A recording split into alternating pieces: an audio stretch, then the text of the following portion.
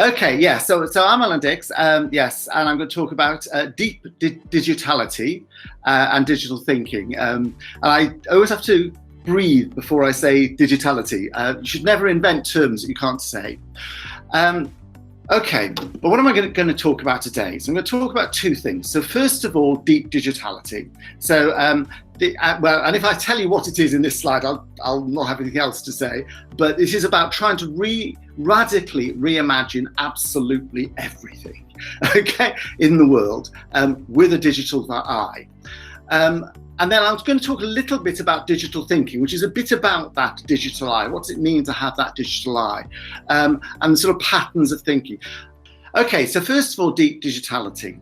So I'm going to take you back to Wales now. So I was brought up in Cardiff, and on that picture, I don't know if you can see my mouse, but it's around there at the bottom of the Taff and the Ely and the rivers and the Rhymney rivers all coming down to the sea there. The bit north of Cardiff that you can see here is the Wales coal valleys.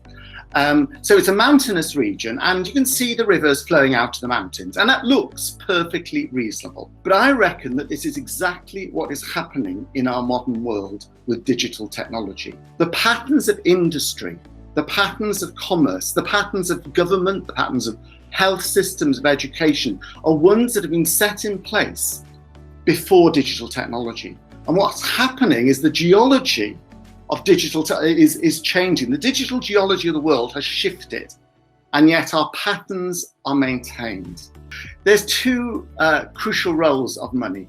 So one role of money is about value transfer. If you look at money in Wikipedia, it gives you 7 roles of money, and they're all about value. They're about storing value, transferring value. But money has a second role, and it's about information transfer. And the reason why market economies work is because it tells you who wants what where. It says that, you know, if the price is high, it says people want something. If the price is low, it says they don't. But also that's true of the supply side as well as the demand side. Money is no longer the sole and most critical information transfer money in the market. The information role of money has been, at very best, radically changed, if not obliterated. So one of the two roles of money has gone. Here's a supermarket shelf. I don't know if you get baked beans the same in Indonesia as we do in the UK, but this is like baked beans. You know, you pull out one, you know, next to one baked bean can, there's another baked bean can, another one. And next to that, there's another baked bean can, just a different brand. The information density, I call this diversity density, in that supermarket shelf is very low.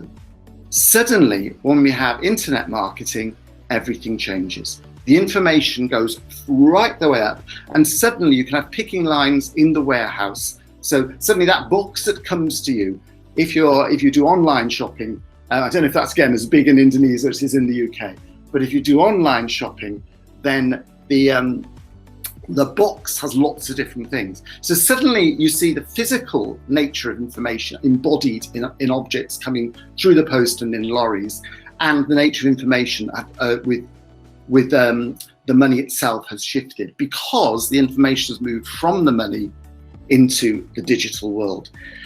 This makes centralized distribution far less essential than it used to be. An example from years ago, I mean, I don't know about you, my feet are quite wide for their length. And so I always wear sandals because I just can't get shoes that fit me. But furthermore, most people's feet are slightly different sizes as well. But what do you have? You have a small number of sizes that come in pairs. And the reason for that is because you need to distribute physical shoes to physical shoe shops. And in a shoe shop, you can't afford to have gazillions of different types of shoe size.